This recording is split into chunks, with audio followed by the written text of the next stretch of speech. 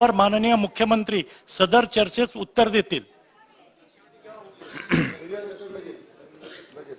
अध्यक्ष महोदय, अवकाळी पाऊस, अतिवृष्टी, गारपीट, दुष्काळ या विषयावर अल्पकालीन चर्चेमध्ये भाग घेतलेल्या अध्यक्ष येत आहेत सदस्यांची यादी मी या ठिकाणी वाचतो। विजय वडेट्टीवारजी, विरोधी पक्षनेता जयंत पाटील, रणजित सावरकर, संजय सावकारे, बालाजी कल्याणकर, अनिल देशमुख, राजेंद्र शिंगणे, भास्कर जाधव, नारायण कुचे, बच्चू कडू, प्रकाश सोळंकी, विश्वजित कदम, समीर कुनावार, आशीष जयस्वाल, राजेश टोपे, प्रशांत बम, सुमनताई पाटील, उदय सिंह राजपूत, विनोद अग्रवाल, अशोक चौहान, हरिभाऊ बागडे, दीपक चव्हाण, रमेश बोरनारे, सुरेश वरपुडकर, श्वेता महाले, प्राजक्त तनपुरे, सुहास कांदे, अमित झनक, बबनराव लोणीकर, दिलीप बनकर, कैलास पाटील, जितेश अंतापूरकर, प्रणिती शिंदे या सदस्यांनी अतिशय महत्त्वाच्या अशा अवकाळी आणि गारपीट, अतिवृष्टी या सर्वच विषयांवर चर्चा केलेली आहे। महत्त्वाची एकंदर आपल्या बळीराजाच्या समस्या संदर्भात सभागृहामध्ये गेल्या आठवड्यात 3 दिवस सविस्तरपणे चर्चा झाली आणि मगाशी म्हणाल विरोधी पक्षनेत्यांचं पण नाव घेतलं, आपणही या चर्चेची सुरुवात केली आणि बाकी सर्व सदस्यांची नावही मी घेतली।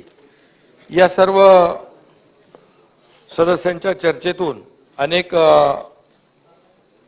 मुद्दे पैलू समोर आले, त्यामुळे मी सर्व सहभागी झालेल्या सदस्यांचं मनापासून अभिनंदन करतो आणि या चर्चेदरम्यान विरोधी पक्षातील काही सदस्यांनी सरकारवर टीका देखील केली, आरोप केले, काहींनी आपल्या सभागृहात मुद्दे मांडले, काहींनी विधान भवनाच्या पायऱ्यावर देखील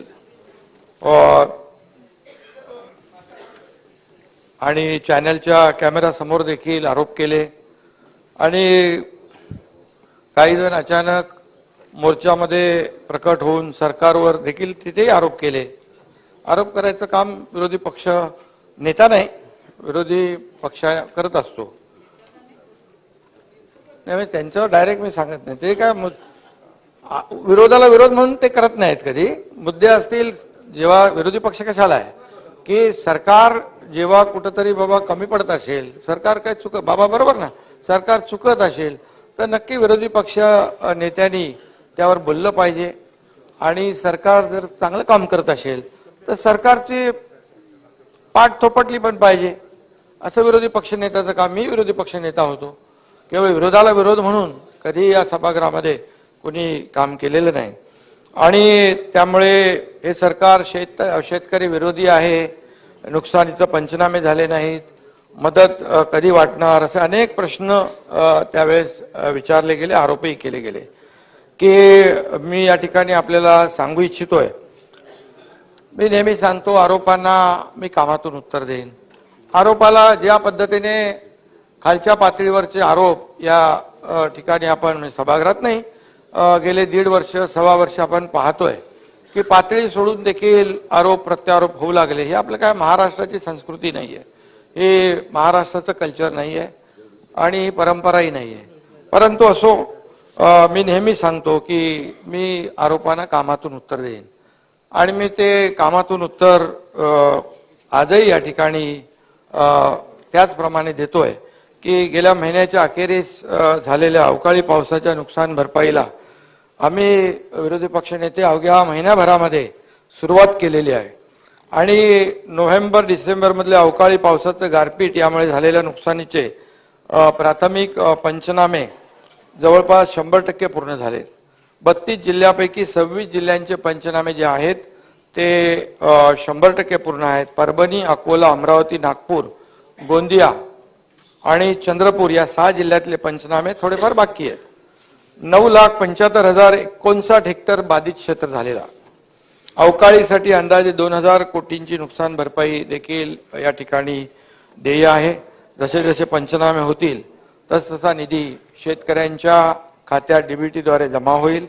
किंबहुना विरोधी पक्षनेत्यांना मी सांगू इच्छितो की आजच मी होतो, दोन्ही विरोधी दोन्ही उपमुख्यमंत्री होते, आमचे मंत्रिमंडळातील सहकारी होते, काही सिम्बॉलिक चेक देखील आम्ही आता म्हणजे त्यांच्या डीबीटीने आता पैसे जातील, जमा होतील, पण सिम्बॉलिक त्या ठिकाणी त्यांना चेकचं वाटप देखील केलेलं आहे आणि त्या शेतकऱ्यांची ते नावही आहेत: गोविंद डांगरे, राघव आकरे, सूर्यभान डांगरे, श्रीकांत किरपान, योगेश पत्रे, अंकित चामट, धर्मपाल तेलंगराव, शरद किरपान, देवनेनी, सुदेश चव्हाण, नत्तू चकोले, कवडू नाकाडे, प्रभाकर नागपुरे, सुरेश पोटभरे, असं या लोकांना आता आम्ही ज्यांचं नुकसान झालंय, पंचनामे झालेले आहे, त्यांना सिम्बॉलिक चेक दिले. आता आमच्या अधिकाऱ्यांना सांगितलं डीबीटीने त्यांच्या पैसे खात्यामध्ये जमा आता तातडीने होतील.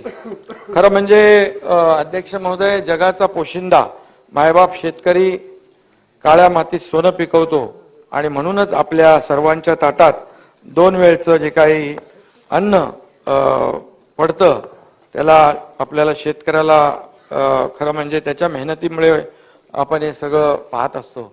मी देखील स्वतः शेतकऱ्याचा मुलगा आहे, काळ्या मातीशी देखील माझी नाळ जुळलेली आहे आणि शेतात म्हणतात पिकं तरारली तर मुखावर येणारा हसू आणि मातीमोल झाली तर येणाऱ्या अश्रूंची आपल्या सगळ्यांनाच जाणीव आहे. आता आम्ही गेल्याच आठवड्यामध्ये मी आणि देवेंद्रजी गेलो होतो आपल्या मौदामध्ये, तिकडे बघितलं धानं कापून ठेवलं होतं, धानाचं पीक, आणि पाऊस पडला. दुसऱ्या दिवशी सकाळी घरामध्ये नेले असते, त्यांनी त्याचं सुरक्षितपणे ठेवले असते, पण त्याला इलाज नाही आणि म्हणून अशा प्रकारच्या शेतकऱ्यांची देखील अवस्था आपण पाहतो. आणि विजयरावांना मी सांगतो की चहापेक्षा शेतकऱ्यांचे अश्रू जास्त महत्वाचे आहेत असं आपण म्हणालात. विरोधकांनी चहापानावर बहिष्कार टाकला होता, पण शेती आणि शेतकऱ्यांचे प्रश्न हा मुद्दा आमच्यासाठी विजयराव फक्त चहापानापुरता किंवा अधिवेशनाच्या काळापुरता मर्यादित नाही, तर आपल्या सगळ्यांना शेतकऱ्यांबद्दल, त्यांच्या प्रश्नांबद्दल, त्यांच्या भवितव्याबद्दल आपल्याला सगळ्यांनाच काळजी आहे, सत्ताधारी पक्ष असू द्या, विरोधी पक्ष असू द्या. आणि म्हणूनच गेल्या 1.5 वर्षामध्ये विविध योजनांच्या माध्यमातून अध्यक्ष महोदय आम्ही आपल्या सरकारने बळीराजाला तब्बल 44,278 कोटी रुपयांची मदत केलेली आहे गेल्या 1.5 वर्षामध्ये. त्याचा तपशील मी पुढे सांगणार आहे, परंतु आजवरची ही सर्वाधिक आणि विक्रमी मदत आहे, मी हे खात्रीने या ठिकाणी सांगू इच्छितो. आणि खरं म्हणजे संकटात सापडलेल्या शेतकऱ्यांना मदत करणं हे सरकारचं कर्तव्य तर आहेच, पण त्याचबरोबर शेतकऱ्यांना सरकारकडे मदत मागावी लागू नये अशी परिस्थिती निर्माण करणं ही देखील आपल्या सरकारची जबाबदारी आहे. एवढ्या वर्षामध्ये आपण अशी परिस्थिती निर्माण करू शकलो नाही, वस्तुस्थिती आहे.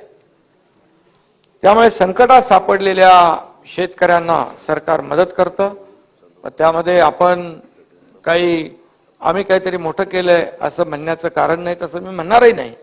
कारण शेवटी शेतकऱ्यांना सरकारच्या मदतीविना स्वतःच्या पायावर आपण का उभं करू शकलो नाही याचा विचार मी पुन्हा एकदा सांगतो की आपण सर्वांनीच केला पाहिजे असं मला वाटतं. आपलं सरकार, आमचं सरकार त्या दिशेने प्रयत्न करतंय, ठोस पावलं उचलतंय आणि त्याचा तपशील देखील मी या ठिकाणी पुढे मांडणार आहे. राज्यात सत्ता आल्यानंतर गेली 1.5 वर्ष ऊन पावसाच्या तडाख्यामध्ये आम्ही शेतकऱ्यांच्या पाठीशी उभं राहिलेलो आहे. त्यांच्या समस्या समजून घेत त्यावर उपाययोजना करत आहोत आणि पुढेही आपण करणार आहोत. त्याच्यामध्ये आपली जबाबदारीच आहे. आसमानी संकटाच्या बाबतीत आपण सगळेच हतबल असतो, पण आसमानी संकटानंतर बळीराजावर पूर्वीप्रमाणे अध्यक्ष महोदय सुलतानी संकट येऊ नये याची खबरदारी आम्ही सत्तेत आल्यानंतर पहिल्या दिवसापासून घेत आहोत. पूर्वीप्रमाणे म्हणजे कधी ते आपल्याला माहित आहे, बळीराजालाही माहित आहे, ते सुलतानी संकट आम्ही आता मोडीत काढलेलं आहे. मला खात्री आहे की आसमानी संकटातून आपण निश्चितपणे शेतकऱ्याला बाहेर काढण्याचा प्रयत्न करतोय आणि करणार आहोत. दिवंगत रानकवी नादो महानोर यांनी म्हटले, या नभाने या भुईला दान द्यावे आणि या मातीतून चैतन्य गावे, हे आपल्या महानोर यांनी म्हटलंय. आणि म्हणून बळीराजाच्या आयुष्यातही असंच चैतन्य यावं या दिशेने आम्ही प्रयत्न सुरू केलेले आहेत.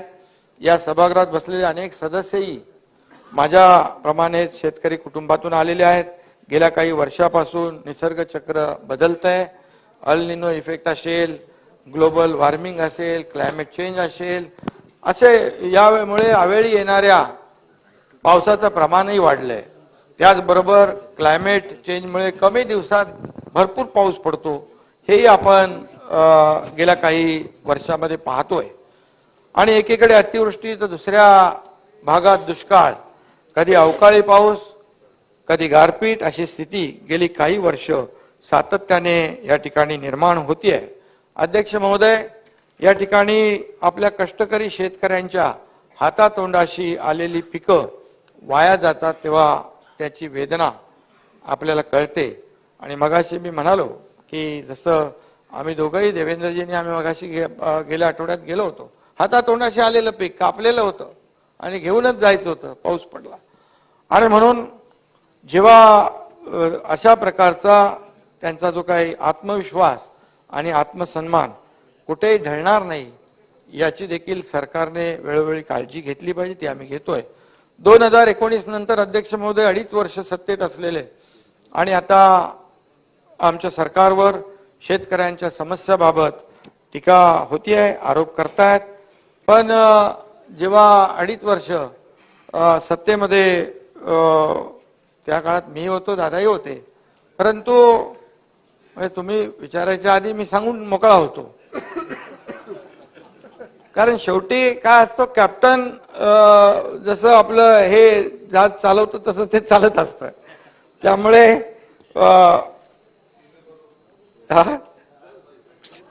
त्यामुळे या ठिकाणी आरोप करताना आत्मपरीक्षण देखील होणं आवश्यक आहे, आत्मचिंतन देखील आवश्यक आहे.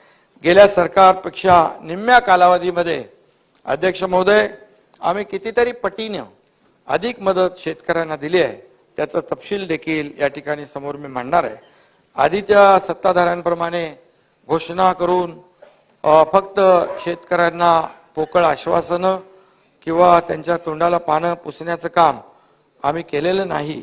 शेतकऱ्यांच्या खात्यात पैसे जमा करून त्यांचे अश्रू पुसण्याचं काम आम्ही केलेलं आहे. हे मी या ठिकाणी छातीटोकपणे सांगू इच्छितो.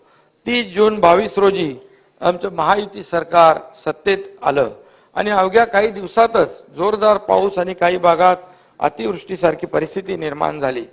आणि मुख्यमंत्री पदाची शपथ घेतल्यानंतर पहिल्याच आठवड्यात मला वाटतं मी आणि देवेंद्रजी आपण कुठं गडचिरोलीत गेलो होतो नुकसानीची पाहणी करण्याकरिता. अध्यक्ष महोदय गडचिरोलीला गेलो आणि त्या संपूर्ण कालावधीमध्ये मी सातत्याने आम्ही सगळेजण बाधित जिल्ह्याच्या जिल्हाधिकाऱ्यांशी संपर्कात होतो. माझं कुटुंब माझी जबाबदारी असं म्हणून फक्त केवळ घरी बसून VC द्वारे बैठका आम्ही घेतल्या नाहीत. आम्ही प्रत्यक्ष फील्डवर गेलो आणि शेतकऱ्यांशी बोललो, बांधावर गेलो आणि त्या ठिकाणी इतरांना फक्त सूचना देत बसलो नाही. ही वस्तुस्थिती आहे. आणि आमचं काम, मी काय आमचे सत्ताधारी नाही, विरोधी पक्षातल्या लोकांनाही माहित आहे, मी काय उगाच काहीतरी जास्तीचं बोलत नाही. परंतु थेट ग्राउंडवर जाऊन शेतकऱ्यांना शेतावर भेटणं, अधिकाऱ्यांशी आम्ही बोलत होतो. आपल्याला सातत्याने विचारणारा कोणीतरी आहे हे लक्षात आलं की यंत्रणा देखील अलर्ट होत असते, यंत्रणा देखील काम करते. कलेक्टर लोक स्वतः, तहसीलदार तर ठीक आहे, पण कलेक्टर स्वतः त्या ठिकाणी जिथे गारपीट झाले, अवकाळी झाले, तिथे जाताना पाहणी करताना देखील आपण पाहिलेलं आहे. आणि म्हणून यासाठी आपण देखील, सरकारचे प्रमुख असू द्या, मंत्री असू द्या, आपण देखील या सर्व बाबींवर लक्ष ठेवून थेट लोकांशी संपर्क साधला पाहिजे. परवा कोणीतरी म्हणालं की मुख्यमंत्री आणि आमचे सहकारी सतत दौऱ्यावर असतात. खरं म्हणजे या विधानाला मला उत्तर द्यायची काही इच्छा नव्हती, परंतु पोराटोरांना लहानपणीच नीट समजावून सांगितलं तर मग पुढे त्यांचा मार्ग सहसा चुकत नाही. परंतु एकच सांगतो, मी काय कोणाचं नाव घेत नाही, परंतु मुख्यमंत्र्यांचं काम असतं त्यांनी राज्याच्या कानाकोपऱ्यामध्ये जायलाच पाहिजे, जनतेशी थेट संवाद त्यांचा असायलाच पाहिजे आणि त्यांच्या समस्या जाणून घेणं हे देखील आमचं काम आहे.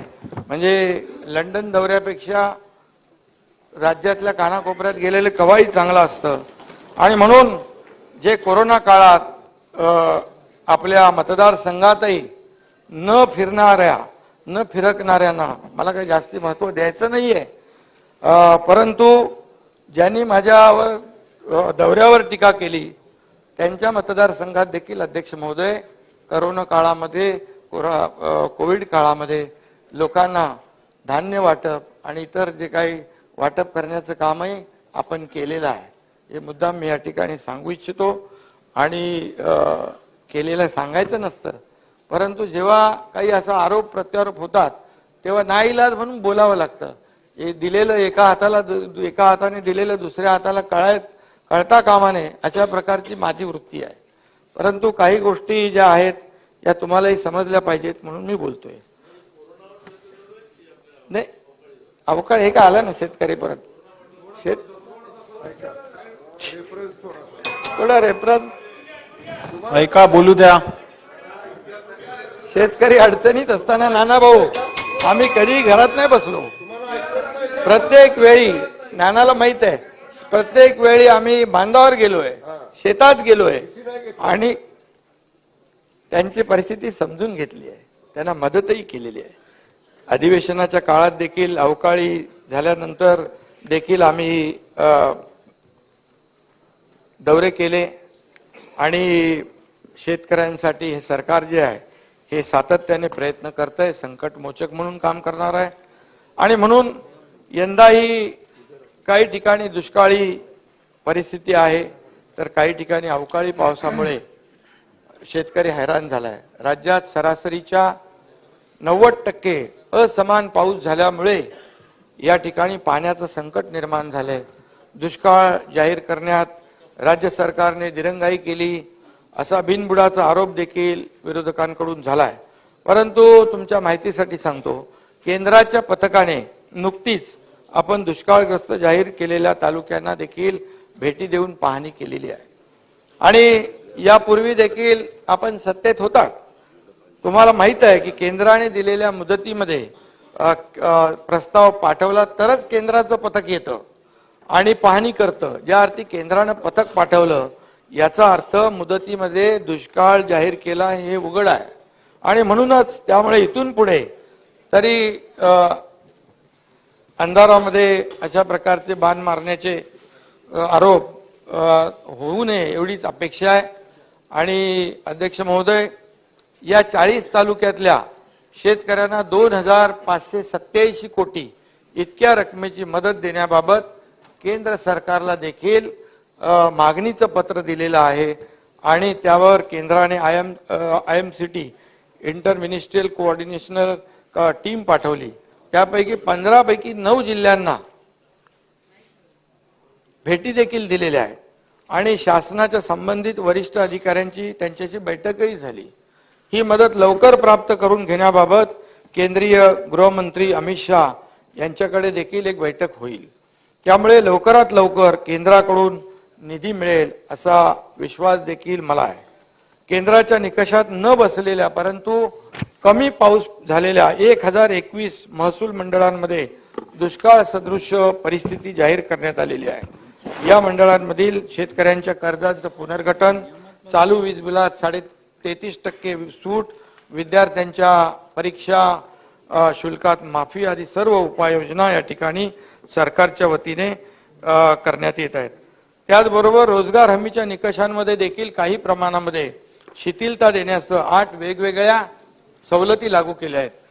नुकसानग्रस्त शेतकऱ्यांना दिलासा देण्याकरता आम्ही NDRFच्या दरात दुप्पट दरानं शेतकऱ्यांना मदत देण्याचा निर्णय घेतला होता. त्यावेळेस 2 हेक्टरच्या ऐवजी ती मर्यादा 3 हेक्टर केली. जिरायतीसाठी 13,600 रुपये बागायतीसाठी 27,000 रुपये व बहुवार्षिक पिकांसाठी 36,000 रुपये हे प्रति हेक्टर या दराने भरपाई देखील दिली आपण. एनडीआरएफने आता दर काही प्रमाणात वाढवले तरीही त्यांच्यापेक्षा अधिक दराने वाढीव नुकसान भरपाई आपण देणार आहोत. गेल्या वेळेस शेतकरी बांधवांना जितकी नुकसान भरपाई मिळाली किंबहुना त्यापेक्षा यावेळेस अधिकच मिळेल हे देखील मी या ठिकाणी सांगू इच्छितो. कमी होणार नाही. या नुकसानीकरता सध्याच्या एसडीआरएफच्या दराने मदत द्यायची झाल्यास अंदाजे अध्यक्ष महोदय 1175 कोटी इतका खर्च आला असता. मात्र राज्य शासनानं वाढीव दरानं मदतीचा निर्णय घेतलेला आहे व हेक्टरी मर्यादा वाढवल्यामुळे 1851 कोटींचा लाभ आपण शेतकऱ्यांना देतोय. 1851 कोटी, 1175 लागला असता 1851 कोटी. पिकांच्या नुकसानीकरता एसडीआरएफच्या दरामध्ये 2015 पासून सुधारणा झाली नव्हती. आम्ही त्यात सुधारणा करून वाढीव दरानं मदत केली आणि करत आहोत. जानेवारी ते ऑक्टोबर 2023 या काळात झालेली अतिवृष्टी, अवकाळी आणि पुरामुळे झालेल्या पिकांच्या नुकसानीकरिता 1757 कोटी रुपये वितरित करण्याचा निर्णय झाला आहे. त्यापैकी 300 कोटीपेक्षा जास्तीचं वाटप देखील झालेलं आहे. विजयराव, शेतकऱ्यांच्या हितासाठी राज्याच्या इतिहासात प्रथमच असे अनेक निर्णय आम्ही घेतले. द्राक्ष बागांचं गारपिटीने नुकसान होऊ नये, डाळिंबाच्या बागांचं गारपिटीने नुकसान होऊ नये यासाठी त्यांच्या आच्छादनांसाठी मनरेगामधून मदत देण्याचा देखील आम्ही निर्णय घेतलाय. या आच्छादनांसाठी लागणारं जे प्लॅस्टिक आहे ते जे आपण इम्पोर्ट करतो त्याची इम्पोर्ट ड्युटी परवडत नाही म्हणून ते सगळेच लोक ते घेऊ शकत नाहीत. त्यामुळे आपण मेड इन महाराष्ट्र आपल्याकडेच महाराष्ट्रामध्येच MIDC मध्ये अशा प्रकारचं जे उत्पादन आहे ते बनवण्याचा देखील आपण प्रयत्न करतोय. त्यामुळे द्राक्ष बागायतदारांना शेतकऱ्यांना मोठा फायदा त्यामुळे होणार आहे. अवकाळीमुळे शेतकऱ्यांचं संपूर्ण जे द्राक्ष बागांचं स्ट्रक्चर डॅमेज होतं त्याला पुन्हा उभं करण्यासाठी मदत यावेळेस आपण करतोय. आणि शेडनेट, हरितगृहाच्या लोखंडी सांगाड्यांच्या पुनर्बांधणीसाठी या ठिकाणी आपण 232 कोटींचं कर्ज रूपाने देण्याचा निर्णय आपण घेतलेला आहे नानाभाऊ. आणि त्यावरील व्याजावर 50% सवलत देण्यासाठी अनुदान देण्याचाही विचार आपण करत आहोत. त्यासाठी 46 कोटी रुपये इतका खर्च अपेक्षित असून त्याच्या मंजुरीसाठी नाबार्डच्या मान्यतेने राज्यातील राज्य सहकारी बँक जी आहे ती कर्ज उपलब्ध करून देण्याचा निर्देश आपण त्यांना दिलेला आहे. हा देखील निर्णय हा राज्यातला पहिल्यांदा होणारा निर्णय आहे. त्यामुळे आपण म्हणतो की त्यांचं द्राक्ष बागायतदारांचं मोठं नुकसान आहे. त्याच्यामध्ये काही लोक मोठे व्यापारी असतात पण छोटे व्यापारी जे आहेत ते अगदी कोलमडून जातात. याने यामधून मोठ्या प्रमाणावर दिलासा मिळू शकतो. मनरेगामध्ये कांदा चाळी असतील, बांबू आहे, शेडनेट आहे यांचा समावेश देखील करण्याच्या सूचना दिलेल्या आहेत. गोडाऊन देखील मनरेगामध्ये घेऊ शकतो का या बाबतीत देखील त्याच्या कांदा चाळींच्या बाबतीत आपण प्रयोग करतोय. याची देखील आपण चाचपणी करतोय. काही सलग गावांचं क्लस्टर बनवून त्यांच्यासाठी गोडाऊन उभारण्याच्या देखील सूचना आपण देतोय. त्याचा देखील सरकार नक्की विचार करतोय जेणेकरून कापणी झालेल्या पिकांचं अवकाळी पाऊस किंवा गारपीट मुळे नुकसान होणार नाही यासाठी हा देखील आपला प्रयत्न आहे.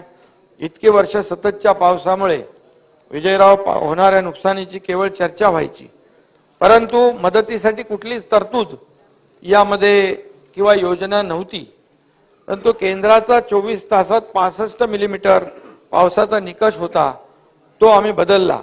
विशेष बाब म्हणून सततच्या पावसामुळे होणाऱ्या नुकसानीकरिता सुरुवातीला 755 कोटी रुपये 59 लाख आणि नंतर 1500 कोटी रुपये आपण मंजूर केले सततच्या पावसाच्या नुकसानीपोटी. अशा रीतीने सुमारे 36 लाख शेतकऱ्यांना 2255 कोटी 69 लाख इतका निधी आपण मंजूर केला. यंदाचा दुष्काळ आणि अवकाळीची मदत 4438 कोटी रुपये इतकी आहे. अशा रीतीने मदत व पुनर्वसन विभागाच्या माध्यमातून एकूण मदत निधी 14891 कोटी रुपये इतका आहे. शेतकऱ्यांकरता नमो शेतकरी महासन्मान निधी योजना यावर्षी आपल्या सरकारने सुरू केला. जसं केंद्र सरकारची आदरणीय प्रधानमंत्री महोदयांनी जी शेतकऱ्याला वर्षाला 6,000 रुपये देण्याचा निर्णय घेतला होता, तशाच प्रकारची योजना राज्य सरकारने त्यांचे 6,000 केंद्राचे, आपले 6,000 असे सुरू केले आणि त्याकरिता 5,700 कोटी इतक्या रकमेची तरतूद देखील केली आणि 85,60,000 शेतकऱ्यांच्या बँक खात्यावर आदरणीय प्रधानमंत्री महोदयांच्या शुभ हस्ते पहिला टप्पा 1,720 कोटींचा आपण जमा देखील केलेला आहे. हे देखील मी या ठिकाणी आपल्याला सांगू इच्छितो. शेतकऱ्यांना आपत्तीमुळे नुकसानीला नेहमी सामोरं जावं लागतं. इतकी वर्ष प्रीमियमच्या रकमेमुळे कोणाची वाजवायची आहे? अनेक शेतकरी तसेच वाजवायला इकडच्या लोकांना बरोबर येते. इतकी वर्ष प्रीमियमच्या रकमेमुळे अनेक शेतकरी पीक विमा घेत नव्हते. मात्र आपल्या सरकारने केवळ 1 रुपयात पीक विमा योजना देण्याचा निर्णय घेतला आणि पीक विमा घेणाऱ्या शेतकऱ्यांच्या संख्येत तब्बल विजयराव 177% वाढ झाली आहे. 177%. हा देखील इतिहास, हा देखील मिळाले. दाखवतो ना पुढे किती मिळाले ते. 2023च्या खरीप. हेच तर तुम्ही मान्य करत नाही मिळालेलं. अरे विचारा ना, नाही आकडे आहेत माझ्याकडे. 223च्या खरीप हंगामामध्ये राज्यातल्या 1 कोटी, अरे सुनील तिकडे नाही आहे मुंबईमध्ये, 1,70,00,000 व रब्बी हंगामामध्ये 66 लाख शेतकऱ्यांनी पीक विमा योजनेत विक्रमी सहभाग नोंदवलेला आहे. विम्याच्या प्रीमियमची रक्कम सरकार भरती आहे. मागील वर्षी यासाठी 2,000 कोटी रुपयांची तरतूद केली होती. यावर्षी विजयराव 5,174 कोटी रुपयांची तरतूद केली सरकारने. आम्ही नुसता 1 रुपयात पीक विमा देऊन थांबलो नाही, तर पूर्वी शेतकऱ्यांची जी आता आपण म्हटलं की तक्रार असायची की विमा कंपन्या नुकसान भरपाई देत नाहीत, त्या बाबतीत आम्ही कठोर भूमिका घेतलेली आहे आणि विमा कंपन्यांच्या अधिकाऱ्यांची बैठक घेतली. त्यांना नुकसान भरपाई पोटी योग्य तो मोबदला शेतकऱ्यांना देण्यास सांगितला. त्यामुळे या खरीपामध्ये झालेल्या नुकसानीपोटी विमा कंपन्यांकडून 2,121 कोटी इतकी नुकसान भरपाई मंजूर करण्यात आली आहे अग्रिम. आणि त्यापोटी कंपन्यांकडून 1,217 कोटी एवढी रक्कम अग्रिम वाटप झाली. 25% अग्रिम वाटप झालेली आहे. त्यामुळे शेतकऱ्यांना मोठा दिलासा मिळालेला आहे. विजय भाऊ मगाशी म्हणाले की तिकडे पीक विम्यामध्ये जी आहे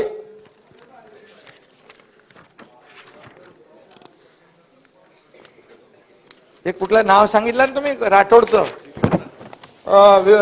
यवतमाळ मधला दिलीप वामन राठोड या शेतकऱ्याबाबत आपण या ठिकाणी सभागृह माहिती जी दिली त्याची वस्तुस्थिती वेगळी आहे.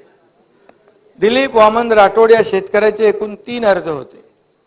विरोधी पक्ष नेत्यांचा आक्षेप होता की किमान 1,000 रुपये पीक विमा मिळाला पाहिजे आणि शासनाची तशीच घोषणा आहे, तसाच निर्णय आहे.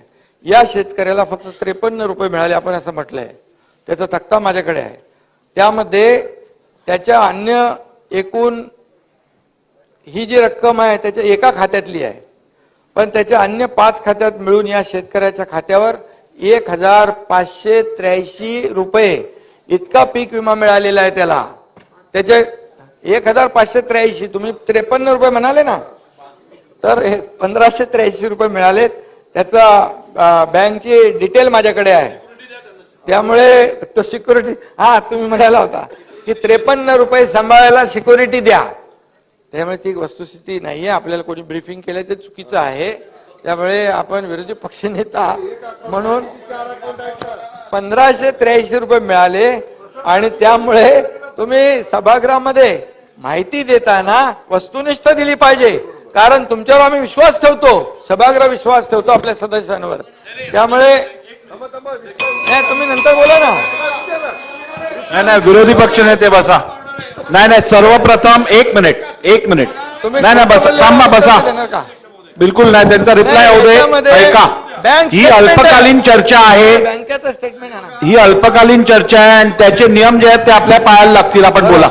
असं नाही होऊ दे, महोदय, असं नाही होऊ दे. विमा बसा बसा कंपन्यांची बसा बसा या बसा. ठिकाणी आपण सांगितलं की 1,217 कोटी 25% अग्रिम शेतकऱ्यांच्या खात्यात जमा झाले. आपण तपासू शकता. ही वस्तुस्थिती आहे. आणि त्यामुळे नुकसान भरपाई नाकारलेल्या विमा कंपन्या केंद्राकडे धाव घेता. आपल्याकडे तर त्यांचे आपण निकालात काढतो अपील, पण त्याची अपील निकालात काढून तात्काळ शेतकऱ्यांना दिलासा मिळाला पाहिजे अशा प्रकारचं पत्र आणि विनंती आम्ही केंद्र सरकारला पण केलेली आहे. ठिबक सिंचन व तुषार सिंचनासाठी पर ड्रॉप मोर क्रॉप या योजनेत एकूण 659 कोटींचा निधी आपण दिलेला आहे. मुख्यमंत्री शाश्वत कृषी सिंचन योजनेत एकूण 643 कोटींचा निधी दिला आहे. कृषी यांत्रिकीकरण योजनेत 654 कोटींचा निधी अध्यक्ष महोदय आपण वितरित केलेला आहे. याचबरोबर अध्यक्ष महोदय, नानाजी देशमुख कृषी संजीवनी योजना या आधीच्या सरकारने या योजनेकडे साफ दुर्लक्ष केलं होतं. का तर केवळ नानाजी देशमुख हे जनसंघाचे आहेत म्हणून. अरे, योजना ज्या आहेत त्या शेतकऱ्यांसाठी आहेत, शेतकऱ्यांच्या हितासाठी आहे. याच्यात कुठं राजकारण करायचं. आणि म्हणून एवढंच सांगतो, शेतकऱ्यांच्या हितासाठी कोणी काहीतरी. अशोकराव, तुम्ही पण तुम्हाला लागलं का तिकडचं? आणि त्यामुळे आपण आपल्या खिशातून देत नाही. हे पैसे शेतकऱ्यांचे आहेत, हे जनतेचे पैसे आहेत. त्यामुळे त्याचा वापर जनतेच्या हितासाठी झाला पाहिजे. सरकारकडचा हा पैसा जनतेचा आहे. त्यामुळे मला एवढंच सांगायचं आहे, जे काही आपण राजकारण करायला खूप वाव आहे आपल्याला, तसं राजकारण आता अधिवेशनामध्ये रोज पायऱ्यांवर करता बाहेरही होत आहे. काही लोक फक्त बोलण्यासाठी इकडे येतात, अधिवेशनामध्ये टीका करून परत जातात. हे मला माहित आहे, पण ते जाऊ द्या. आणि त्यामुळे राजकारणासाठी अनेक विषय आहेत अध्यक्ष महोदय, पण केवळ स्वतःच्या कद्रू वृत्तीमुळे आपल्या बळीराजाचं नुकसान होता कामा नये, हे मी या ठिकाणी मुद्दाम सांगू इच्छितो. आणि ज्या वेळेस तो बळीराजा जेव्हा प्रश्न विचारेल तेव्हा पळताबोळी सगळ्यांची थोडी होईल, हा देखील विचार आपल्याला करण्याची आवश्यकता आहे. आम्ही नानाजी देशमुख कृषी संजीवनी योजनेला आता पुन्हा गती दिलेली आहे. पहिल्या टप्प्यातील 4,000 कोटी रुपयांचा निधी वाढवून आता 5,469 कोटी रुपये एवढा केला आहे.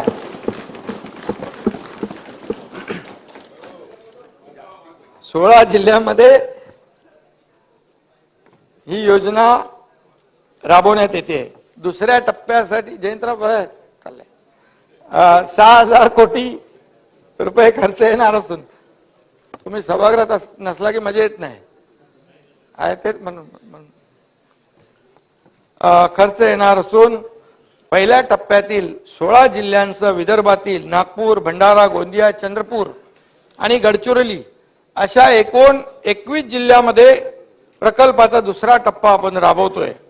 हिंदुहृदय सम्राट बाळासाहेब ठाकरे कृषी व्यवसाय व ग्रामीण परिवर्तन प्रकल्पासाठी 344 कोटीचा निधी आपण दिलाय. अशा प्रकारे केवळ कृषी विभागाच्या प्रमुख योजनांच्या माध्यमातून शेतकऱ्यांना जुलै 2022 पासून तब्बल 15,040 कोटींचा लाभ आपल्या सरकारने दिलेला आहे. 22 जुलै 22 पासून. शेतकरी हा विषय फक्त कृषी खात्याशी संबंधित नाही, तर अनेक खात्यांशी त्यात समन्वय साधून बळीराजाला आपल्याला जेवढी जास्तीत जास्त मदत करता येईल त्याला सर्वतोपरी शाश्वत मदत करण्याचा आमच्या सरकारचा प्रयत्न आहे. शेतकऱ्यांना नुकसान भरपाई देण्याबरोबरच नुकसान झालं तर ते पुन्हा उभे राहावेत, त्यांची शेती शाश्वत व्हावी यासाठी देखील आमच्या सरकारने आपल्या सरकारने अनेक प्रकल्प हाती घेतलेले आहेत. महाराष्ट्रात प्रथमच कांद्याची महाबँक, आता त्याचं काकोडकर साहेब आणि ते आपले अणु ऊर्जाचे आयोगाचे अध्यक्ष मोहंती यांच्याबरोबर एक VC वर बैठक झाली. कांद्याची महाबँक आपण स्थापन केली आणि ज्येष्ठ अणुशास्त्रज्ञ डॉक्टर अनिल काकोडकर हे त्यासाठी मदत करतायत. न्यूक्लिअर तंत्रज्ञानाचा वापर करून कांदा इरॅडिशनचा हा पथदर्शी प्रकल्प जो आहे, हा कांदा उत्पादकांच्या समस्येवर कायमस्वरूपी उपाय ठरेल अशा प्रकारचा आपल्या सरकारचा प्रयत्न आहे. त्यांनी तिथे सॅम्पल पण दाखवले. आता तुम्ही बघितले ना, म्हणजे 6 महिने 8 महिने झालेले कांदे, 8 महिन्यामध्ये कोंबणे फुटला विजयराव. एकदम तसेच्या तसे कांदे आणि बटाटे. म्हणजे शेतकऱ्यांसाठी एक क्रांतिकारक निर्णय आपल्या सरकारने घेतला आहे हा आणि ऐतिहासिक निर्णय आहे. समृद्धी महामार्गालगत आपण 13 कृषी समृद्धी केंद्राच्या उभारणीचं काम सुरू केलेलं आहे. त्याचबरोबर कांदा निर्यातीबाबत केंद्रीय वाणिज्य मंत्री पियुष गोयल यांच्याशी देखील आमची चर्चा झाली. कांद्याच्या बाबतीत जे काही प्रश्न आहेत त्याचाही तोडगा नक्की निघेल असा विश्वास आहे. राज्य सरकारच्या विविध घटकांसाठी अनेक योजना असतात, अनेक निर्णय आपल्या सरकारने घेतलेले आहेत, पूर्वीच्या सरकारने देखील घेतले होते, पण या योजनांचा लाभ प्रत्येकापर्यंत पोहोचत नाही ही वस्तुस्थिती आहे. सरकारी कार्यालयामध्ये अनेक वेळा चक्रा मारणं, खेट मारणं आणि सातत्याने त्याचा पाठपुरावा करणं आणि त्यामुळे सामान्य माणूस चक्रा मारून हताश होऊन जातो आणि ते लाभही सोडून देतो. आणि म्हणून या ठिकाणी शासकीय योजनांचा लाभ जो आहे प्रत्येक लाभार्थीला मिळाला पाहिजे, यासाठी आम्ही शासन आपल्या दारी हा देखील एक प्रयोग सुरू केलेला आहे. या योजनेला लोकांचा उत्स्फूर्त प्रतिसाद देखील मिळतोय. आतापर्यंतच्या अध्यक्ष महोदय 20 कार्यक्रमामधून तब्बल 2.25 कोटी लाभार्थ्यांना या मोहिमेच्या अंतर्गत विविध योजनांचा लाभ मिळाला आहे. 2.25 कोटी. कृषी विभागाच्या वेगवेगळ्या योजनांच्या माध्यमातून विजयराव 2,37,250 शेतकऱ्यांना ट्रॅक्टर, कीटकनाशक फवारणी, ड्रोन, शेतीची अवजारं देण्यात आलेली आहेत. आणि त्याचबरोबर या मोहिमेद्वारे आतापर्यंत शेतकऱ्यांना 1,000 कोटीपेक्षा जास्त रुपयांच्या अनुदानाचं देखील वाटप करण्यात आले विविध योजनांमधून. यात सुमारे 28,000 शेतकऱ्यांना ट्रॅक्टरचं देखील वाटप झालेलं आहे. आणि म्हणून अत्याधुनिक तंत्रज्ञानाद्वारे पिकावरील फवारणीसाठी ड्रोनचा वापर आता वाढू लागलाय. त्याचं देखील आम्ही एक शासन आपल्या दारीमध्ये कार्यक्रमात गेलो, ते स्वतः आम्हाला तो ड्रोन त्या ठिकाणी दाखवला, त्याचं प्रात्यक्षिकही दाखवलं.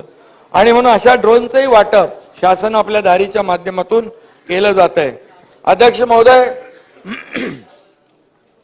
छत्रपती शिवाजी महाराज शेतकरी सन्मान योजना जी आपल्या काळात होती है ना देवेंद्रजी, 2017 मध्ये देवेंद्रजींनी त्यांच्या काळात, मी होतो सरकारमध्ये, आपल्या सरकारमध्ये, हा सुनील बोलतोय आपल्या सरकारमध्ये, हा, तर 44 लाख शेतकऱ्यांना 18,762 कोटी इतका कर्जमाफीचा लाभ त्यावेळेस दिला होता. परंतु सॉफ्टवेअर मध्ये त्रुटी निर्माण झाल्याने 6,56,000 शेतकरी कर्जमाफीपासून वंचित राहिले होते. या 6,56,000 शेतकऱ्यांना कर्जमाफी जी आहे ती वंचित राहिले होते. ही देखील खरं म्हणजे ही वास्तविक या आधीच्या सरकारने, महाविकास आघाडी सरकारने जे राहिलेले जे 6,56,000 शेतकऱ्यांना पैसे द्यायला पाहिजे होते. अरे सरकार गेलं ना. आणि त्यामुळे खरं म्हणजे या योजनेमध्ये तत्कालीन सरकारच्या कानापर्यंत किंवा कानावर जाऊन सुद्धा कानाडोळा झाला असेल, कानाडोळा केला असेल. परंतु अध्यक्ष महोदय, मी या ठिकाणी सांगू इच्छितो, मी या ठिकाणी त्याबाबत घोषणा करू इच्छितो की 6,56,000 वंचित शेतकऱ्यांना ते पैसे आम्ही देणार.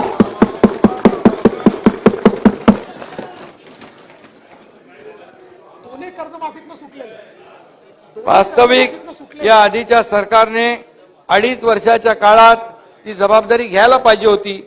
परंतु तुमच्या काळात मी माहिती घेतली, डीबीटी पोर्टल बंद होते. युबीटीच्या काळात डीबीटी बंद होते.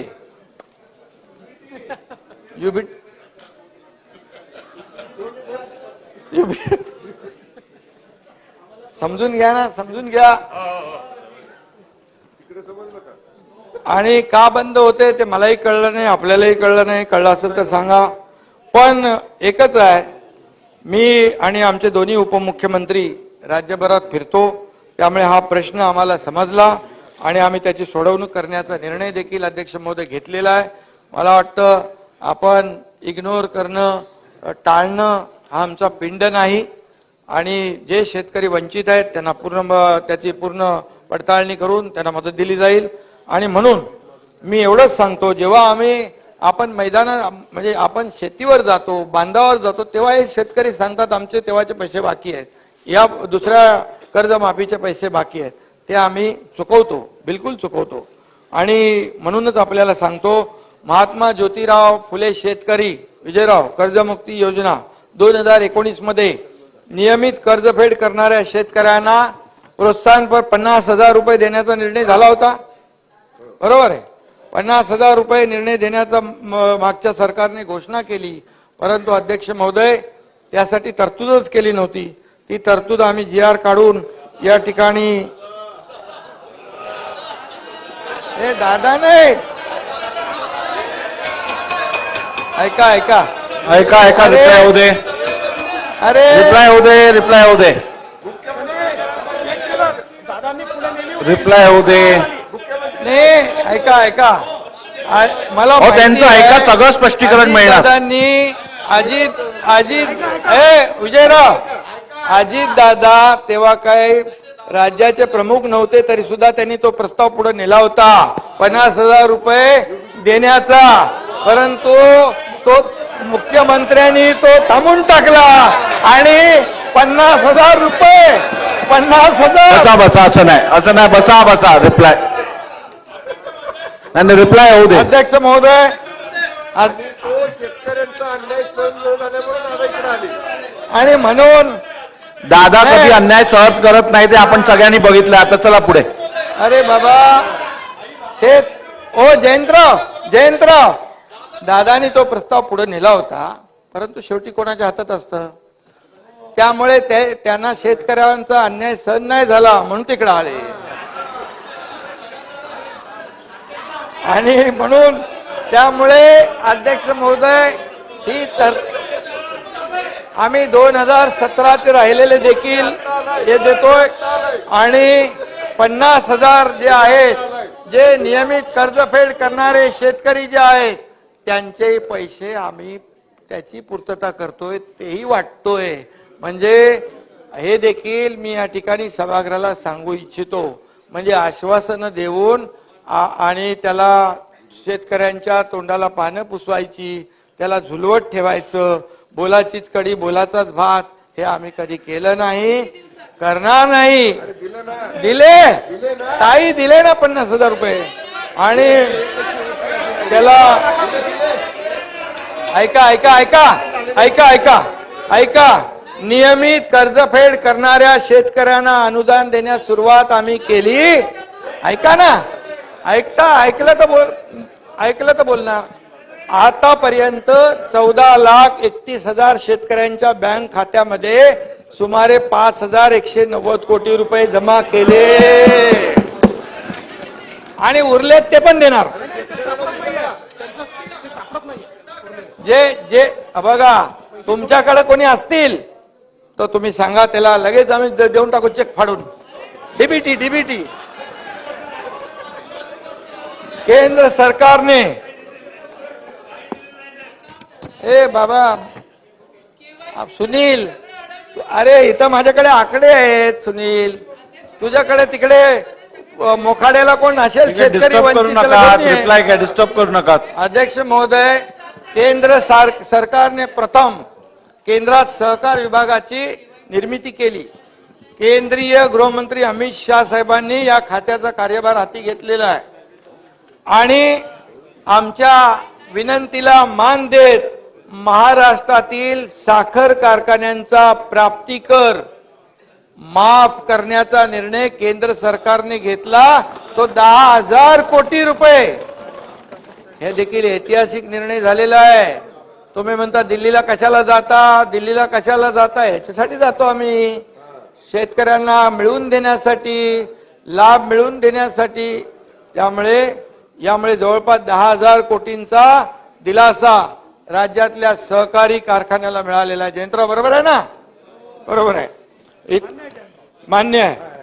आणि त्यांनी सहकार से समृद्धी हा मंत्र वास्तवात आणण्यासाठी त्यांनी प्रयत्न सुरू केलेले आहेत. अध्यक्ष महोदय, राज्यातल्या 12,000 पॅक्स म्हणजे प्राथमिक कृषी पतसंस्थांचं संगणकीकरण करून त्याचं सक्षमीकरण देखील आपण करतोय अध्यक्ष महोदय. आणि म्हणून या ठिकाणी आमच्या दिल्ली दौऱ्यावर सातत्याने मगाशी म्हटल्याप्रमाणे टीका होते, सभागृहात नाही बाहेर होते. आणि हे सगळं जे आहे आम्ही जे जातो त्या जनतेच्या भल्याचे जे प्रकल्प आहेत ते मार्गी लावण्यासाठी जातो, केंद्राकडून निधी मिळवण्यासाठी जातो. आपल्याला जयंतराव मी सांगतो की नगर विकास विभाग असेल, इरिगेशन असेल, इतर विभाग असतील, याचे प्रस्ताव मी पाठवतो. एकही रुपया कट न करता सगळा प्रस्ताव मंजूर होतो. यासाठी आम्ही जातो केंद्राकडे, दिल्लीकडे. आणि खाजगी कामं घेऊन आम्ही दिल्लीला कधी जात नाही.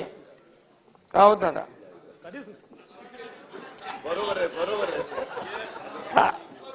अजित दादा आणि अशोकराव चव्हाण इकडे आहेत. तुम्हाला बाहेर बसून बंद दाराआड चर्चा आम्ही करत नाही. ते पण बाहेरून होते. जे करतो ते अरे बाबा कसं आहे आता, ते जाऊ दे, ते गुप्त बाब आहे. अंदर की बात है, अंदर की बात है. आणि ती आता इथे सांगणं बरोबर नाही ना, सांगायची नको.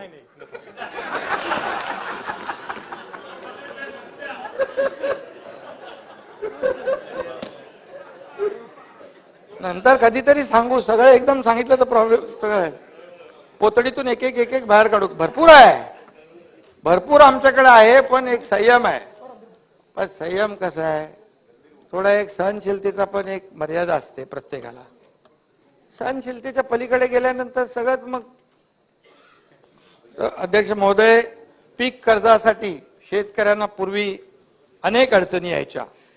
प्रामुख्याने त्यांचा सिबिल रेकॉर्ड जो आहे तो तितकासा चांगला नसल्याने बँका कर्ज देताना हात आखडता घ्यायच्या. आमच्या सरकारने बँकांना स्पष्ट नानाभाऊ सूचना केलेल्या आहेत. शेतकऱ्यांना कर्ज मंजूर करताना सिबिलचा जास्ती विचार करू नका, करू नका.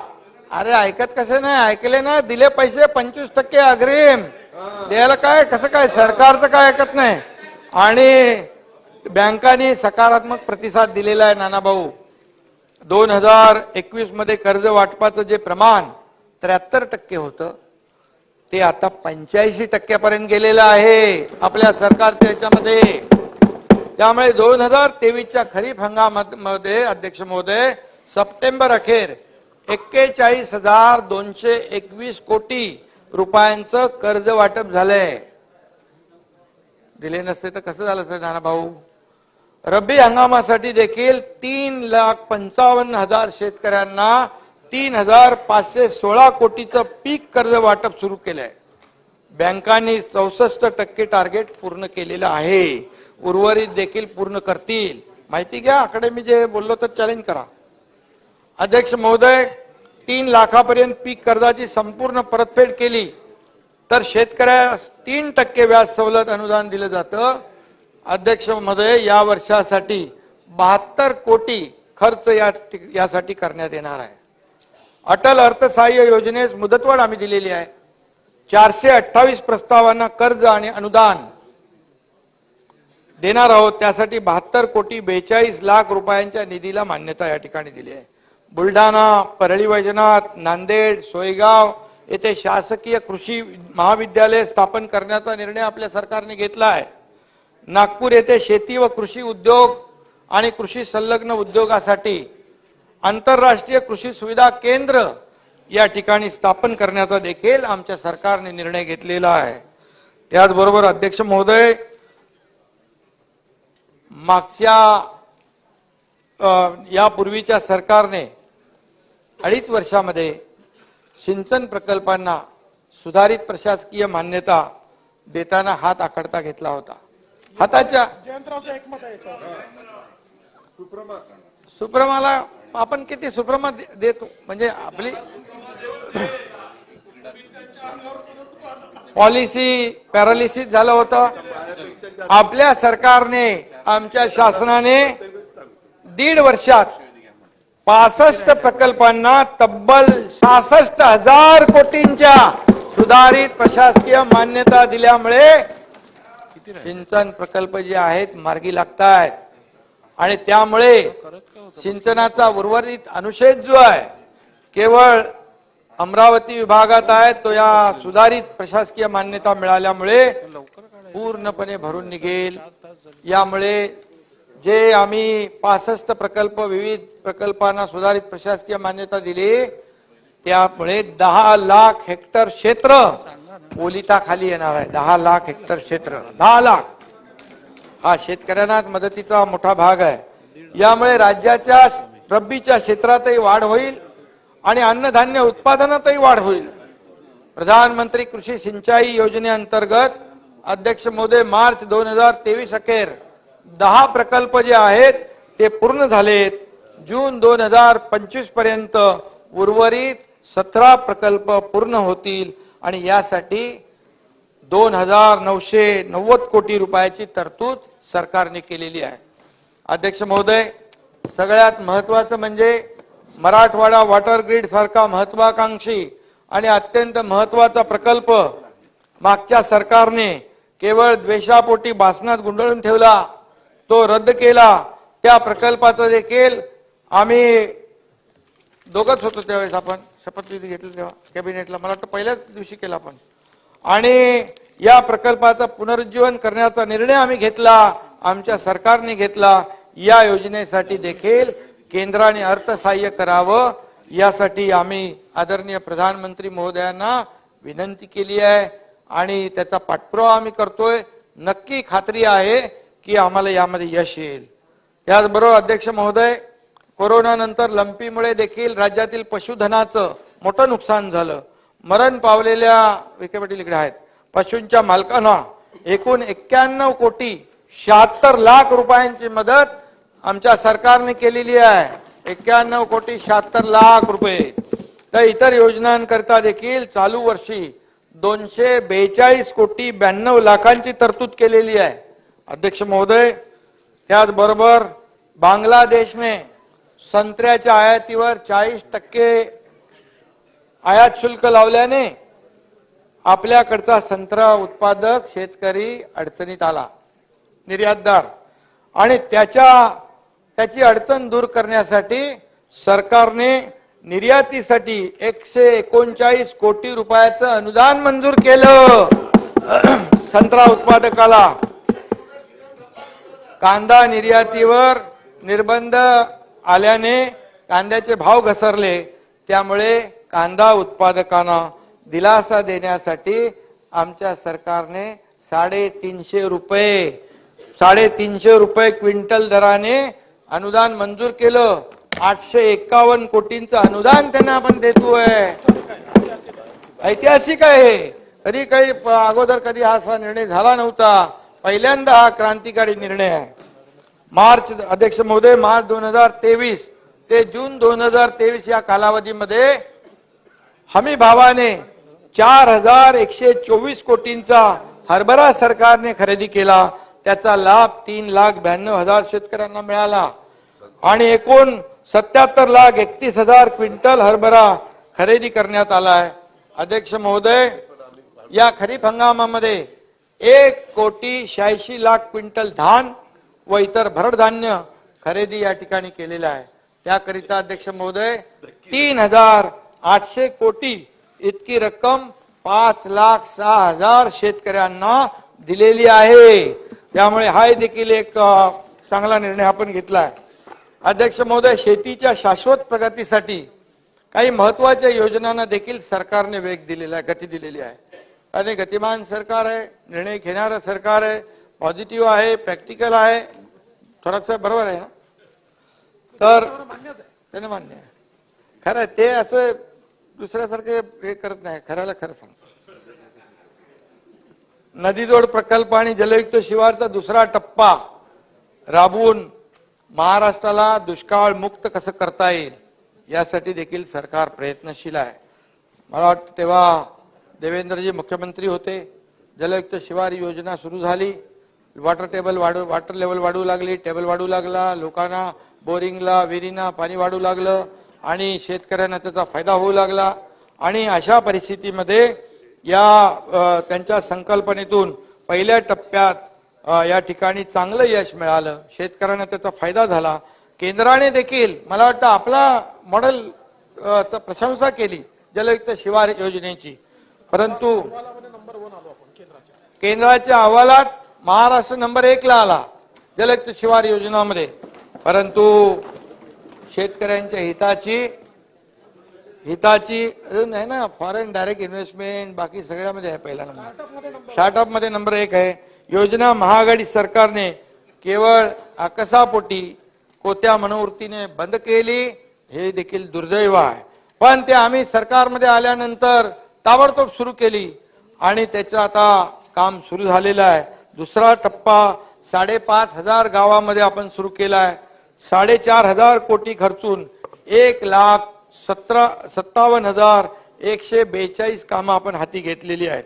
यंदाच्या वर्षासाठी 545 कोटीची तरतूदही केली आहे. परवाच गेल्याच आठवड्यात आर्ट ऑफ लिव्हिंगच्या संस्थेबरोबर आपले श्री श्री रविशंकर यांच्याबरोबर सामंजस्य करार देखील या ठिकाणी केला. ते 24 जिल्ह्यामध्ये काम करणार आहेत. मालगुजारी तलाव ते साठी मराठवाडा आणि विदर्भ मिळून 2,398 तलावांची दुरुस्ती आणि पुनरुज्जीवन जे आहे ते देखील त्या माध्यमातून केलं जाणार आहे. जलयुक्त शिवार योजनेसाठी नाना पाटेकर आणि ते अनासपुरे नाम फाउंडेशन देखील काम करत आहे. आमिर खानचं पाणी फाउंडेशन देखील काम करत आहे आणि दुसऱ्या टप्प्यासाठी आम्ही त्यांची नक्की मदत घेऊ. आणि या ठिकाणी मी आवर्जून सांगतो, ठाण्यामध्ये देखील एक 88 वर्षाचे आनंद भागवत आहेत.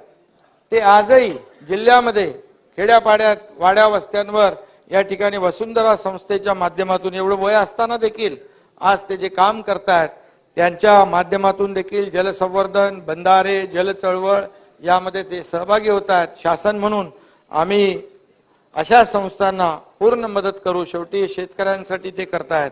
आणि म्हणून अध्यक्ष महोदय, दमनगंगा पिंजाळ, कोकण ते गोदावरी खोरे, कोकण ते तापी खोरे, वैनगंगा, नळगंगा, तापी महाकाय पुनर्भरण असे अनेक नदीजोड प्रकल्प देखील आहेत. ते सरकार त्याच्यावर देखील काम करते आणि भविष्यामध्ये त्यामुळे महाराष्ट्र दुष्काळ मुक्त होण्यासाठी मोठी मदत होईल. अध्यक्ष महोदय, गोपीनाथ मुंडे अपघात विमा योजनेच्या पूर्वीच्या सरकारमध्ये ती जवळपास बंदच झाली होती, ती पुन्हा सुरू केली आणि 120 कोटींची तरतूद त्यासाठी केलेली आहे. आणि विम्यावरून ते आपण अनुदानावर आणलेली आहे. हा देखील बदल आपण केलेला आहे आणि आतापर्यंत त्यांना 35 कोटीचा लाभही दिलेला आहे. आणि त्याचबरोबर जे अध्यक्ष महोदय, आदरणीय प्रधानमंत्री महोदयांचं जे आहे मिलेट इयर, मिलेटला प्रोत्साहन देण्याच्या संदर्भात मिलेटची व्हॅल्यू चेन विकसित करण्यासाठी 200 कोटींची देखील आपल्या सरकारने तरतूद केलेली आहे. विद्यार्थ्यांच्या माध्यान्ह पोषण आहारामध्ये मिलेटचा समावेश करण्याचा देखील विचार आहे. हळद संशोधन व प्रशिक्षण जे केंद्र आहे हिंगोली जिल्ह्यामध्ये, हिंदू हृदय सम्राट बाळासाहेब ठाकरे हळद संशोधन केंद्रासाठी यावर्षी 11 कोटी निधी दिलाय. गेल्या वर्षी 10 कोटी निधी दिला होता. आतापर्यंत 9 कोटी 63 लाख खर्च झाला आहे. हे देखील या ठिकाणी मी आपल्याला सांगू इच्छितो. उमरखेड, धिवरवाडी, तळेगाव, इसारवाडी, चांदूर बाजार अशा 5 ठिकाणी या सिट्रस इस्टेट उभारण्यात येत आहेत. रोगमुक्त व दर्जेदार संत्र्याचं उत्पादन या ठिकाणी घेण्यात येईल आणि त्यासाठी नक्कीच याचा फायदा होईल. अध्यक्ष महोदय, मागेल त्याला शेततळचा विस्तार आपण करतोय. मागे त्याला फळबाग, मागेल त्याला ठिबक सिंचन आणि मागेल त्याला शेततळ्याचे अस्तरीकरण आणि मागेल त्याला आधुनिक पेरणी यंत्र, कॉटन श्रेडर, त्यासाठी देखील आपण अध्यक्ष महोदय 1000 कोटी या वर्षी त्याची तरतूद केलेली आहे. 1000 कोटी रुपये शेतकऱ्यांच्या या सर्व कामासाठी आपण देणार आहोत. आणि त्याचबरोबर एकूण 116 कृषी उत्पन्न बाजार समित्यांमध्ये राष्ट्रसंत तुकडोजी महाराज शेतकरी भवन बांधण्यात येणार आहे विजयराव. आणि सध्याच्या शेतकरी भवनांची पण दुरुस्ती केली जाणार आहे आणि यासाठी 132 कोटी 48 लाख रुपये त्यासाठी खर्चाची तरतूद आपण केलेली आहे. याशिवाय भाऊसाहेब फुंडकर फळबाग लागवड योजना, महाराष्ट्र एग्री बिझनेस नेटवर्क, संत्रा प्रक्रिया, काजू फळपीक विकासासाठी बोर्डाची आपण स्थापना केली आहे. कृषी पंप वीज जोडणी, मुख्यमंत्री सौर कृषी वाहिनी, अटल सौर कृषी पंप, उपसा जलसिंचन योजनेत वीज सवलत, वीज मनोरे उभारण्यासाठी जमीन मोबदला आदी योजना प्रभावीरित्या राबवून शेतकऱ्याला आर्थिक स्थैर्य देण्याची देखील आपला देण्याचा प्रयत्न आहे. आपण 50,000 रुपये एकच देतो ना सोलरसाठी.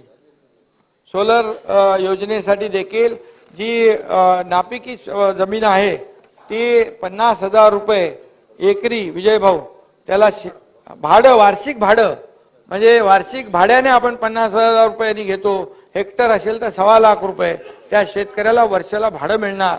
ही योजना देखील आपल्या सरकारने चालू केलेली आहे. आणि म्हणून अध्यक्ष महोदय, महाराष्ट्रामध्ये शेतकरी आत्महत्या हा अतिशय गंभीर विषय आहे आणि एकाही शेतकऱ्याने आत्महत्या केली तरी ती खरं म्हणजे आपल्या सगळ्यांसाठी दुःखदच आहे. आणि म्हणूनच शेतकरी आत्महत्या रोखण्यासाठी, कमी करण्यासाठी जो आपला टास्क फोर्स आहे त्याचं पुनर्गठन करण्याचा देखील आपण निर्णय घेतला आहे. त्याच्यामध्ये जे जे काही आणखी काही करता येईल, काउन्सिलिंग असेल, काय जे ज्या तज्ज्ञ लोकांची मदत त्यामध्ये घेता येईल ते देखील आपण या ठिकाणी करणार आहोत. त्याचाही निर्णय आपण घेतलाय.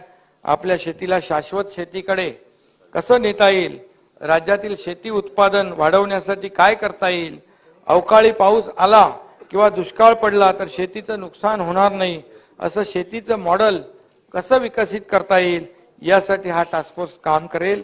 आणि मला वाटतं शासनाचा पूर्ण त्यामध्ये एक पाठपुरावा असेल आणि गांभीर्याने शासन त्यासाठी शेतकऱ्यांसाठी काम करेल. त्याबरोबर कृषी पर्यटनाला चालना देऊन अधिकाधिक शेतकऱ्यांना कृषी पर्यटन विकसित करण्यासाठी प्रोत्साहन आणि मार्गदर्शन करण्यासाठी देखील हा टास्क फोर्स काम करेल आणि त्यांना त्यापासून परावृत्त कसं करता येईल यासाठी प्रयत्न करेल. अध्यक्ष महोदय, वसंतराव नाईक शेतकरी स्वावलंबन मिशनला अधिक सक्षम करण्याचाही निर्णय आपल्या सरकारने घेतलेला आहे. सततची नापिकी, कर्जबाजारीपणा, कर्ज परतफेडीचा तगादा, त्यामुळे निर्माण होणारा ताणतणाव जो आहे आदी कारणामुळे शेतकरी आत्महत्या करतो आणि त्यासाठी या विषयावर काम करणारे समुपदेशक असतील, ज्येष्ठ संपादक असतील, निवृत्त पोलीस अधिकारी असतील, कृषी विद्यापीठांचे प्राध्यापक असतील, स्वयंसेवी संस्था असतील, सामाजिक कार्यकर्ते असतील, कीर्तनकार असतील, अशा सर्वांची मदत यामध्ये सरकार घेईल आणि त्यावर प्रभावीपणे अंमलबजावणी करेल. त्याचबरोबर अध्यक्ष महोदय, गेल्या 1.5 वर्षामध्ये दुष्काळ असेल, अतिवृष्टी असेल, अवकाळी असेल, पूर असेल, गारपीट असेल, प्रत्येक आपत्तीत, संकटामध्ये आमचं सरकार शेतकऱ्यांच्या पाठीशी खंबीरपणे उभं राहिलेलं आहे आणि वेळोवेळी मदत दिलेली आहे. कोणी आतापर्यंत झाली नसेल एवढी विक्रमी मदत आपण करतोय. आणि अध्यक्ष महोदय, मगाशी मी म्हटलं की तब्बल 44,000 कोटी रुपये आमचं सरकार कृषी क्षेत्रासाठी आणि शेतकऱ्यांना सक्षम करण्यासाठी खर्च करणार आहे. 44,000 कोटी सगळं तुम्हाला देतो डिटेल. जुलै 2022 पासून म्हणजे गेल्या फक्त 18 महिन्यात शेतकऱ्यांसाठी जो भरीव निधी खर्च करीत आहोत तो बघा मी आपल्याला सांगतो. जयंतराव, मदत पुनर्वसन विभागाच्या माध्यमातून 14,891 कोटी रुपये, कृषी विभागाच्या माध्यमातून 15,040 कोटी रुपये, सहकार विभागातून 5,190 कोटी रुपये, पणनमधून 5,114 कोटी रुपये, अन्न व नागरी पुरवठा 3,800 कोटी रुपये, पशुसंवर्धन 243 कोटी रुपये, अशा रीतीने तब्बल 44,000 कोटींपेक्षा जास्त खर्च आम्ही शेतकऱ्यांसाठी करतोय. याला मी काय पॅकेज वगैरे म्हणणार नाही, कारण ही आमची जबाबदारी आहे. कारण शेतकरी हा मायबाप आहे, आपल्या अर्थव्यवस्थेचा कणा आहे, तो अन्नदाता आहे. आम्ही कुठेही गेलो तरी नेहमी सांगतो, देवाकडे गेलो, कुठे दर्शनाला गेलो, बळीराजावरचं संकट दूर कर, बळीराजाला चांगले दिवस येऊ दे, बळीराजाच्या आयुष्यामध्ये त्याच्या जीवनामध्ये सुख समृद्धी आनंद येऊ दे, असंच मागत असतो आम्ही. आणि म्हणून अध्यक्ष महोदय, या ठिकाणी कृषी क्षेत्राचा विकास जर वाढवण्यासाठी यापेक्षाही जास्त निधी लागला विजय भाऊ, तरी सुद्धा त्याची तरतूद केली जाईल. त्याची कुठेही हात आखडता घेतला जाणार नाही. अशा विविध मार्गाने शेतकऱ्यांना खंबीरपणे उभं करण्याचं आमचा सातत्याने प्रयत्न सुरू आहे. आणि म्हणून यामध्ये कुठेही राजकारण कुणी आणता कामा नये. आपण सगळेजण सत्ताधारी आणि विरोधी पक्ष मिळून एकत्र येऊन शेतकऱ्यांचं घर सावरूया, त्याच्यामध्ये आत्मविश्वास निर्माण करूया आणि त्याच्यामध्ये त्याला उभं करण्याचं काम करूया. शेतकरी बांधवांनाही माझी विनंती आहे, अध्यक्ष महोदय, धीर सोडू नका, खचून जाऊ नका. शासन सदैव तुमच्या पाठीशी उभं आहे, तुमच्या सोबत आहे. आत्महत्या करून आपल्या पोराबाळांना, आपल्या कुटुंबाला वाऱ्यावर सोडू नका. मी यापूर्वी असं निवेदन विनंती केली होती. ही माझी शेतकऱ्यांना हात जोडून विनंती आहे. ज्येष्ठ कवी इंद्रजित भालेराव यांनी म्हटलंय, अध्यक्ष महोदय, शेतामध्ये माझी खोप, तिला बोराटीची झाप, तिथं राबतो कष्टतो माझा शेतकरी बाप.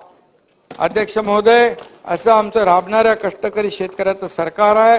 आणि या ठिकाणी आपल्याला एकच सांगतो की विदर्भामध्ये अधिवेशन आहे, धानाचा बोनसचा विषय बाकी आहे, मला विजयरावचं लक्ष आहे. आणि यामध्ये अध्यक्ष महोदय 22-23 मध्ये प्रति हेक्टरी अध्यक्ष महोदय 15,000 रुपयाप्रमाणे धानाचा, विजयराव ऐकताय का? ओ विजयराव, धानाचं 22-23 ला प्रति हेक्टरी 15,000 प्रमाणे धानाचा बोनस आपण दिला होता. यामध्ये 4,80,000 शेतकऱ्यांना लाभ मिळाला होता. सदरचा लाभ प्रति शेतकरी जास्तीत जास्त 2 हेक्टर पर्यंत देण्यात आला होता. त्यासाठी 823 कोटी रुपये वाटप केले होते. आणि यावर्षी अंदाजे 5 लाख शेतकऱ्यांना प्रति हेक्टरी 2 हेक्टरच्या मर्यादेत 15च्या ऐवजी 20,000 रुपये बोनस जाहीर करण्यात येत आहे.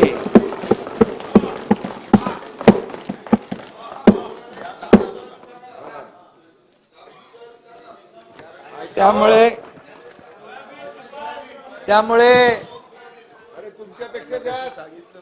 1,000 कोटी रुपयांची तरतूद केली आहे. आणि अध्यक्ष महोदय, आता एक शेवटचं आहे. कोकणातले लोक पण आपले आहेत, तिकडे आहेत. कोकणामधले विशिष्ट परिस्थिती व आव्हाने विचारात घेता या पूर्ण क्षेत्राचा एकत्रित विकास होणं गरजेचं आहे. अध्यक्ष महोदय, त्याकरिता संपूर्ण क्षेत्राचं नियोजन केल्यास सिंचन, उद्योग, पर्यटन, मत्स्य व्यवसाय, बंदरे विकास व दळणवळण अशा क्षेत्रांचा एकात्मिक विकास प्रभावीपणे होऊ शकतो. आणि याकरता कोकणामध्ये काम करणाऱ्या सर्व यंत्रणांच्या कामांमध्ये सुसूत्रता आली पाहिजे. यासाठी कोकण क्षेत्र विकास प्राधिकरण स्थापण्याचा निर्णय सरकारने घेतलाय आणि या पुरवणी मागण्यामध्ये 500 कोटी रुपयांची तरतूद त्यासाठी केलेली आहे. या व्यतिरिक्त जलसंपदा, जलसंधारण, MMRDA, MIDC, MSRDC, MTDC, maritime board, कृषी विद्यापीठ या सर्व शासकीय महामंडळ आणि संस्था यांचा निधी एकत्रित संकल्पनेतून या क्षेत्र विकास प्राधिकरणास सक्षम बनविण्यात येईल. एवढंच या प्रसंगी मी अध्यक्ष महोदय सांगतो. पुन्हा एकदा ज्या सदस्यांनी यामध्ये सहभाग घेतला त्यांना सगळ्यांना मनापासून धन्यवाद. सभागृहाने या प्रस्तावावर विचार केलेला आहे.